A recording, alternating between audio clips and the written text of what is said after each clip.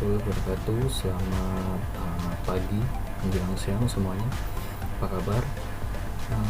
Mudah-mudahan kalian semua dalam keadaan sehat. Hari ini kita akan melanjutkan pembelajaran mengenai penghitungan inventory ya.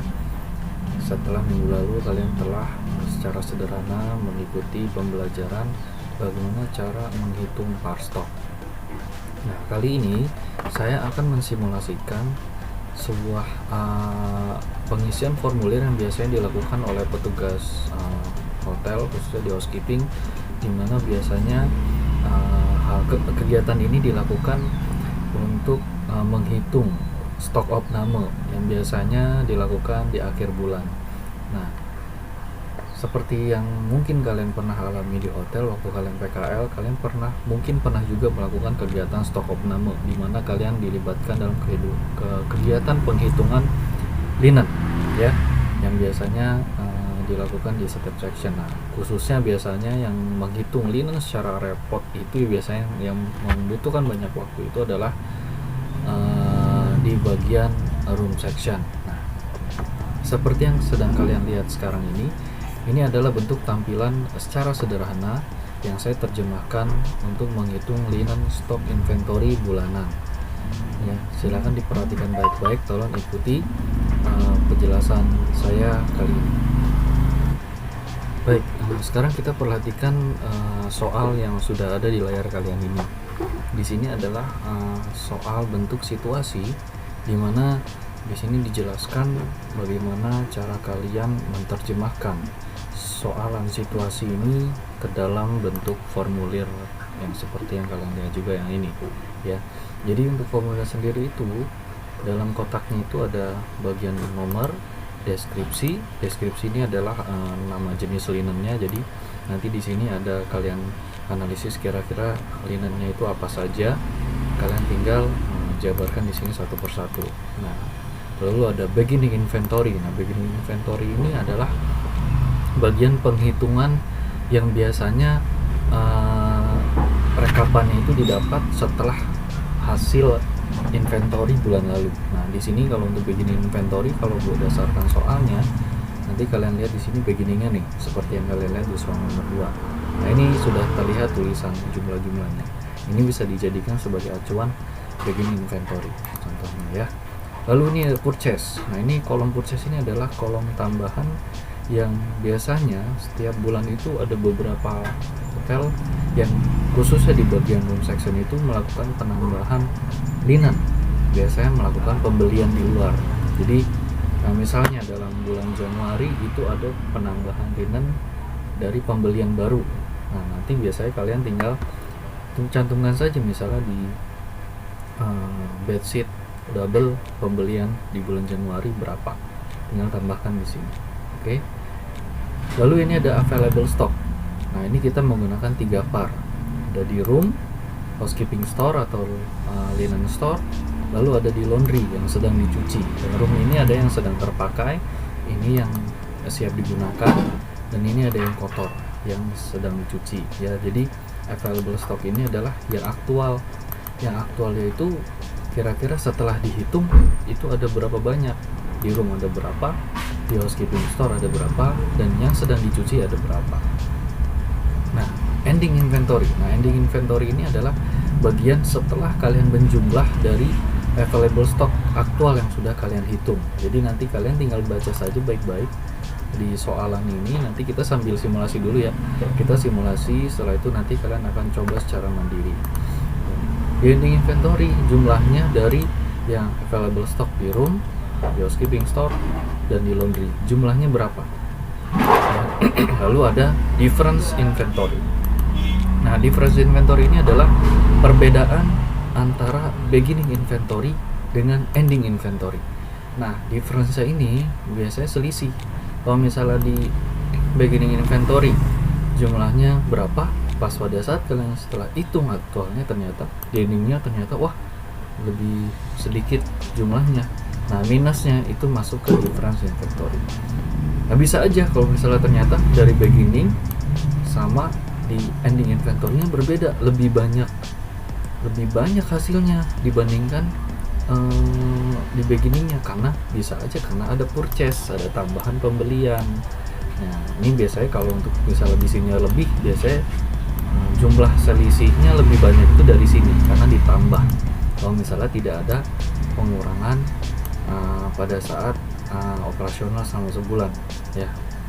Lalu di sini adalah current loss in month, ada loss, ada out of order. Nah kalau current loss in month ini misalnya adalah penghitungan dimana kalian menganalisis kira-kira difference-nya ini kalau berkurang dari beginning sama difference sama ending itu ternyata difference-nya berkurang, minus. Nah, kalian tinggal analisis kira-kira minusnya itu karena hilang atau karena rusak. Nah ini kalian tinggal analisis secara mandiri atau mungkin kalian tinggal ikuti saja di soal situasi yang sudah ada di sini dijelaskan. Tinggal kalian bagaimana caranya menerjemahkannya dengan baik. Lalu di sini ada remarks, apabila ada catatan tambahan yang mungkin kalian mau cantumkan berdasarkan situasi yang nanti kalian baca. Oke. Kurang lebih seperti itu. Setelah ini kita melakukan simulasi. Baik, sekarang kita coba mensimulasikan kira-kira bagaimana cara mengisi formulir lean stock inventory ini berdasarkan soalan ini. Oke. Pertama kita cek di sini adalah linen yang tersedia antara lain bedsheet double, bedsheet twin, bath towel, hand towel, bath mat, hand towel, pillowcase, blanket, bed cover, bathrobe, dan bed pad. Oke, ini saya minimize dulu. Oke, lalu kita coba cek di sini. Oke, ini kira-kira pertama kita isi bedsheet ya, bedsheet double, tulis saja lah double sheet. Terus kedua ada twin sheet. Lalu bath towel kita singkat aja BT. Terus ada HT, hand towel, ada BM, bath mat, ada pillowcase nya PC. Lalu ada blanket ya, blanket lah. Oke, blanket. Lalu ada bed cover BC. Lalu ada bathrobe nya, bathrobe. Lalu ada bed pad. Oke, jadi ada 1, 2, 3, 4, 5, 6, 7, 8, 9, 10. Ada 10 ya linen ya, 10 linen. Oke, kita terjemahkannya seperti ini. Ada 1 bedsheet double, bedsheet twin, bath towel, hand towel, bath mat, ada hand towel ada 2 ya. Oke, kita towel ada pillowcase, blanket, bed cover, bathrobe, dan bed. Nah, ini hand towelnya di sini ya cuma 1 ya, jadi ya, anggap aja yang ini atas hand saja 1. Oke, jadi ada 1, 2, 3, 4, 5, 6, 8, 9, 10. Oke, begini inventory. Kita baca penghitungan awal bulan dengan masing-masing linen antara lain sheet double 150, bedsheet twin 300, bath towel 300, bath mat 150, hand towel 300, pillowcase 500, blanket 650, bed cover 650, bathrobe 650, dan bed pad 650. Oke, jadi kita terjemahkan saja dengan masing-masing linen. Oke, terus yang ketiga ini ada masing-masing linen penghitungannya sudah termasuk ke dalam 3 set par stok. Nah berarti maksudnya sheet double 150 berarti sudah 3 set par stok. Berarti yang di sini kita langsung tulis dulu aja, sheet double ada 150, twin sheetnya ada 300, lalu bath towelnya ada 300, hand towelnya ada 300, pillowcase nya ada bath matnya ada 150, pillowcase 500, blanket 650, bed cover 650, wardrobe dan bed pad 650. Oke. Di sini apakah ada keterangan purchase pembelian? Kita cek di sini masing-masing. Oh, tidak ada ya, tidak ada keterangan purchase. Jadi kita kosongkan saja. Baik, selanjutnya kita akan berlanjut ke deskripsi petunjuk nomor 4 ya. Kita akan menghitung ending inventory-nya berdasarkan informasi yang tercatat terdeskripsi di soal situasi ini. Nah, ini di sini jelas nomor 4, penghitungan akhir bulan masing-masing dengan sebagai berikut. Suitable, hasil ending inventory-nya adalah 135 pieces. Ya, kita langsung catat saja di sini 135 pieces. Untuk bedsheet twin-nya 296, bath towel-nya 265, bath mat-nya 104, lalu hand towel-nya 250, pillowcase-nya 438, blanket 458, bed cover 648, bathrobe 489, bed pad 550. Oke. Ini adalah kesimpulan yang diambil setelah dilakukan penghitungan ya, penghitungan secara keseluruhan. Jadi di ending inventory ini adalah penghitungan keseluruhan dan pastinya sudah termasuk ke dalam 3 part. Nah, bagaimana Pak untuk available stoknya bagaimana? Nah, ending inventory ini biasanya pada saat penghitungan inventory sudah digabung dari 3 part. Nah, 3 partnya itu ada room, housekeeping, store, dan laundry. Di sini apakah kita lihat apakah ada ketentuan kira-kira di masing-masing part ada jumlahnya? Ya, sepertinya tidak ada ya. Ini nomor 4 langsung nomor 5 buat analisis pengurangan berdasarkan asumsi Anda masing-masing. Nah, kalau ini untuk penghitungan di difference inventory. Tapi kita akan fokus dulu di sini. Ya, ini diisi dulu. Jadi bagaimana cara mengisi ini? Karena tidak ada ketentuan ya kita anggap saja di ending inventory total 135. Kalian tinggal bagi saja. Di room kira-kira mungkin ada 30. Boleh dibikin 30. Bikin atas saja deh. Dibikin 45. Ya, di housekeeping store ada 45. Berarti kan totalnya 90. Ya, 135 dikurang 90. Berarti ini bisa ada jumlahnya 45 lagi ya. Nah, ini bisa aja di laundry jadinya 45.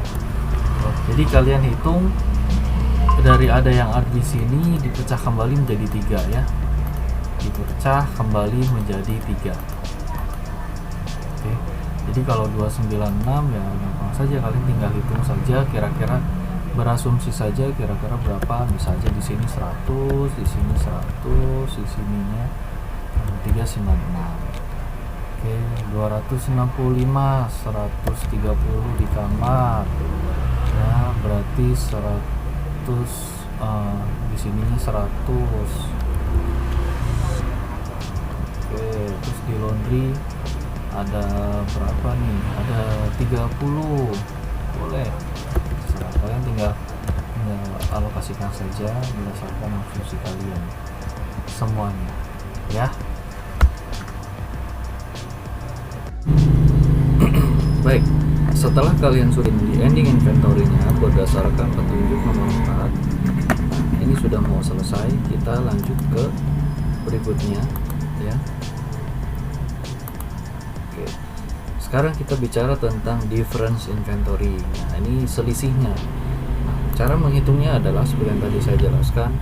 Di beginning inventory dikurang ending inventory, jadi hasilnya akan terlihat minusnya berapa. Oke, ini seperti ini, beginning inventory dikurang ending inventory. Kita enter saja. Nah, jelas untuk bedsheet double itu selisihnya ada 15 ya, kita tinggal tarik aja. Nah seperti ini. Oke, difference-nya adalah untuk bed sheet double 15, twin sheet 4, bed towel 35 sampai bawah ya, kita kira-kira selisihnya berapa. Oke. Oh sorry, biar terlihat lebih enak aja, karena ini kan minus ya. Kalau begini kelihatannya seperti kesannya plus. Caranya tuh gini aja, dari ending inventory dikurang beginning inventory.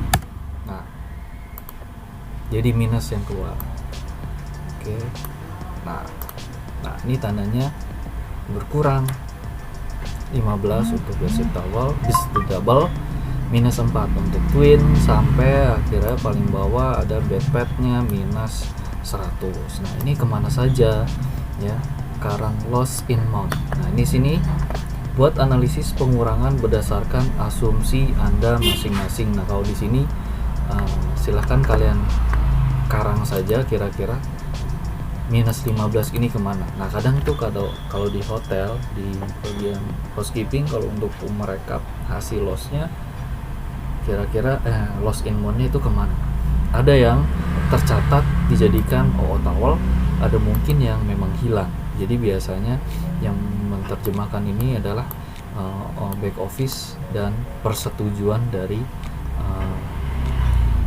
executive housekeeper untuk nanti hasilnya dibawakan di monthly meeting ya. Jadi kira-kira untuk loss-nya ini housekeeping untuk linen tuh berapa banyak, dan akan jadi pertimbangan untuk kedepannya perlukah dijadikan pertimbangan untuk membeli tambahan linen, atau mungkin cukup untuk saat itu ditahan dulu.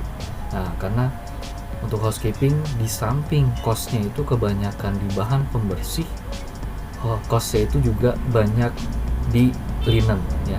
Jadi itu adalah salah satu beberapa contoh pengeluaran yang dikeluarkan oleh housekeeping. Oke, kalian boleh karang saja langsung kira-kira ini loss-nya kemana aja. Kita percepat saja ya. Baik, setelah itu ini adalah hasil dari current loss in month. Analisisnya kira-kira masing-masing ada yang di bagian hilang dan bagian yang rusak. Nah kalau rusak ini biasanya dijadikan OO towel ya, biasanya digunakan oleh attendant atau public area attendant atau room boy atau roommate untuk dijadikan OO towel atau jadikan cleaning cloth ya.